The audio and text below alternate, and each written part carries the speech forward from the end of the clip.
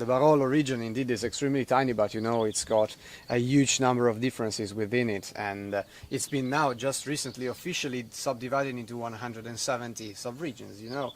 So from Serralunga d'Alba, where we are now, we can see actually in front of us this tiny amphitheater here.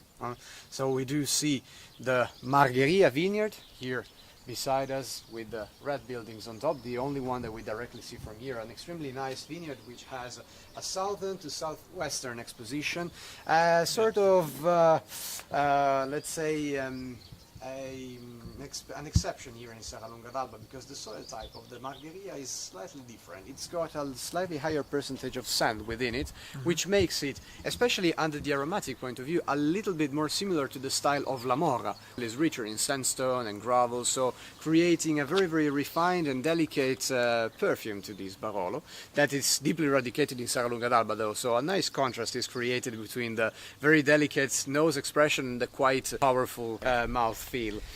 The Margheria is actually the closest vineyard that we have to the Vignarionda, which is instead the other side of this hill in front of us below, so unluckily we don't see it directly.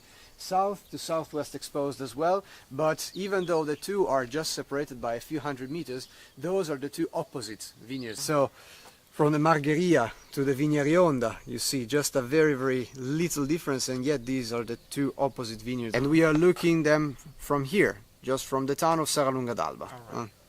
The Vignarionda, like I was saying, is a very, very powerful vineyard that really talks of all of the best qualities of Serralunga d'Alba in producing the most powerful and rich and deep and yet elegant Barolo of our selection.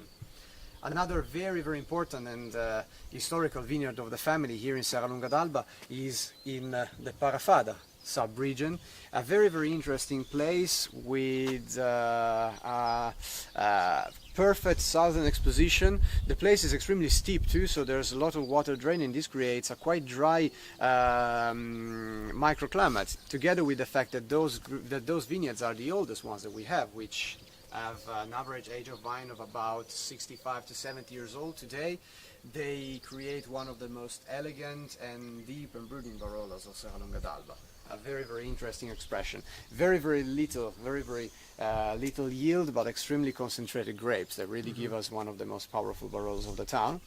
Since the 06, the family Massolino owns a plot in Castiglione Falletto as well, in particular in the sub-region of Parussi, here in the north of Castiglione Falletto. A very, very nice vineyard with a particular kind of soil, because Castiglione Falletto is exactly there in the middle of Barolo. So the soil type of this town is nice because it's a sort of crossroads between the towns of La Morra, Serralunga d'Alba and Monforte. So a soil which is rich in clay and sandstone too, so medium compactness and really giving us an extremely nice and distinctive expression with the spiciness and the florality and the delicacy of the nose that normally you will find from La Morra, together with the deep tannic structure which you will find in Monforte, for example, and a touch of minerality.